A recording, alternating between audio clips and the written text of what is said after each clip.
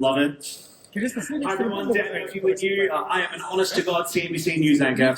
Great to be with you this afternoon, and thanks so much for spending some more time with us and joining in on this next conversation. We are going to take a deep dive into this next session, which is called From Resistance to Leadership, America's Role in Crypto's Future. A few things to unpack here. First of all, let's set the scene. I think it's fair to say that over the last decade, the US has kind of been at war with itself when it comes to crypto, right? On the one hand, it is the birthplace of Bitcoin, as you know, home to some of the greatest innovation that we have ever seen in this space. But at the same time, it's also been home to some of the harshest enforcement actions, lawsuits, and regulatory crackdowns that this sector has ever seen. I think our panel will be able to speak quite well to that issue. So, of course, we have a new administration stateside, a new mood in Washington, and our panel is going to try and answer the question, is America finally shifting from resistance to real leadership in crypto, or just swapping one form of dysfunction for another? So David Marcus is here. He is a payments pioneer trying to rebuild Bitcoin's utility layer with Lightspark. Zooko Wilcox is, of course, the founder of Zcash, which is making a big play in privacy. And Matthew Roszak is a crypto OG. He's one of the earliest institutional investors in this space. Looking forward to your insights as well, Matthew. So welcome again.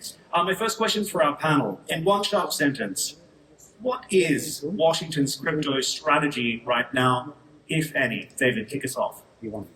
Well, I love the title of this panel because, my claim to fame is actually that I probably had the highest profile crypto project shut down by the U.S. government, only to be whiplashed into this new administration that is trying to make America lead the rewiring of our entire financial infrastructure on top of crypto rails. And so it's amazing to see an administration that is actually supporting the industry, trying to push regulation through, trying to lead through a very competitive landscape with many other nations that are trying to attract the best founders, the best companies, the best technologists. And it's a very refreshing 180 change in America for that.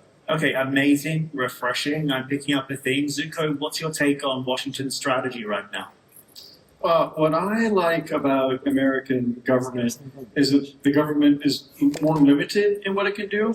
And so I'm not very enthusiastic about Trump or different senators or whoever supporting crypto or supporting Zcash, because that'll probably change in a few years. I can't really count on it. But I'm very enthusiastic about I can do things in America without asking permission, and they can't stop me. And that's probably still going to be more or less true.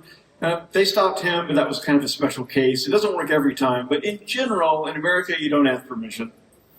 Right, seek forgiveness instead. Matthew, what's your take? Well, if you just kind of take a snapshot of the picture in front of us and then kind of predict the movie ahead, just a table set here, what's looking over the shoulder of what's happened in this industry is probably one of the greatest assaults on an industry I've seen. And then you think of industrial organization like railroads or internet or any industry, it kind of goes through friction, whether it's regulatory, adoption, what have you. This was put through a crucible. So I also think that this industry is went through a Darwinian element that makes it stronger and more resilient. And it feels like a coiled spring now, based on some of that artificial, governmental, invisible hand pushing on this space. And so what that created was this demand by the Americans, by the world, to say this needs to change. And you see that even now when the U.S. says something, a lot of other countries adopt that. And so now we have the right people in the saddle. Trump is amazing about innovation, technology, and specifically crypto. And then you look at who's surrounding him and who he's brought on his team. And you have David Sachs, you have Bo Hines, you have Paul Atkins. So I spent the last 11 years as chairman of the Chamber of Digital Commerce, largest trade association. And so Paul has been on that board for 5 years. So we have a true blue crypto believer setting the tone and the stage. And so you ask a simple question, what's the one word? I don't know if it's one word, but it feels like let's go. Tons of smart regulators around the world play the regulatory arbitrage game. So Singapore, Switzerland, and certainly the UAE. And I think the UAE is just given the amount of capital and the inertia here of what they want to do. This would be the second place to do that, in my opinion. To wrap up our conversation, I think we only have about 5 minutes left, and I hope it's been a value add for your day. I've certainly found it entertaining and interesting. I wanted to wrap up by asking each of our panelists, what is the single most disruptive force or idea or regulation that you're going to be watching out for in the crypto space this year, and why? David?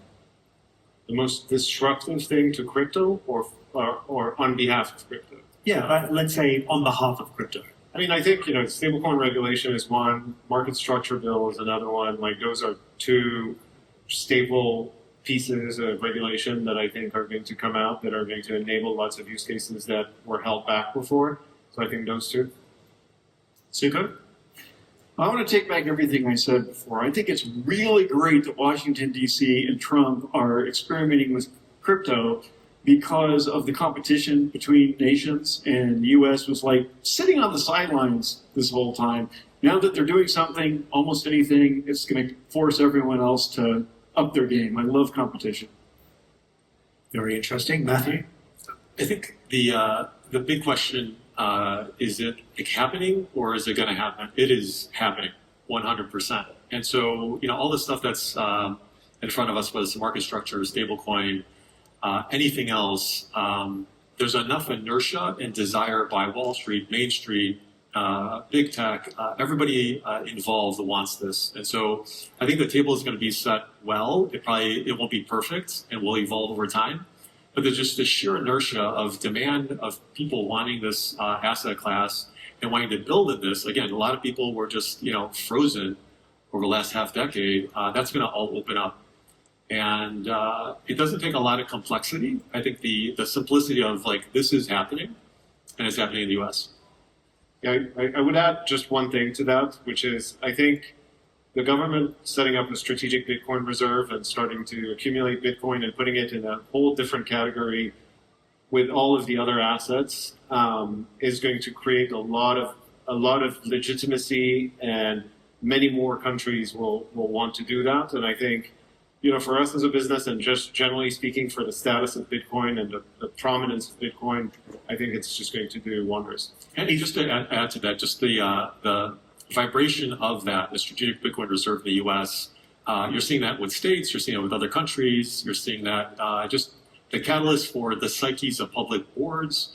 And so all this stuff, if you kind of add it up, rough math, it's a big outcome of just what's on the table, let alone it's read today that the big wirehouses by the end of this year are going to be able to offer ETFs in some material way. That's 6 months from now. Yeah. And so you add all this inertia, you see how much Bitcoin is coming out of the protocol on an annual basis. It's like the math is going to show some pretty amazing outcomes and really catalyze this industry into its next chapter. So excited for it. And, that could very well be the catalyst that pushes Bitcoin to the price target that Standard Chartered is calling 125,000 in this quarter. Let's keep it spicy and wrap it up with the last 2 minutes. Bitcoin by year end, what is it going to be, David? I hate making those price predictions. I'm always wrong. But if you twist my arm, I'll say, in the next 12 months, within, 200K-ish. 200K in 12 months. Yeah. Zooko? I like Bitcoin, and I like when the price of Bitcoin goes up, but I don't pay that much attention to it because I'm all about Zcash. You can ask me about the price of Zcash at the end of the year. Do it. What is it? What is it going to be? I don't know that either, actually. I don't do prices. Well, you mentioned Standard Chartered, and I was in Singapore getting interviewed by a CNBC anchor, and the gentleman before me was the CEO or the CFO of Standard Chartered, and he gave me a zinger. He was like, the Standard Chartered guy, just before you said that Bitcoin's a Ponzi, how do you respond to that? This was 15, 16, 17, and I went through the whole, if you want to understand something that you don't spend the time on, so you got to lock your door and research this technology. But it's fascinating now. All I hear is Standard Chartered making price predictions on Bitcoin, which I love. My price prediction, again, all this inertia, all the things we know that's happening in Bitcoin. it's going to go up massively. And where does it settle? By the end of the year, definitely over 200 in my mind. But it's on an upward trajectory because it's an adoption curve. People don't have Bitcoin. And so this industry has concentrated that, figured out a bunch of chutes and ladders, and now we're ready to kind of go into Wall Street, Main Street, beyond. Really fascinating insights, guys. I want to say thanks so much for joining me for this session. Token 2049, I hope that was useful for you. Thank you so much for joining in today.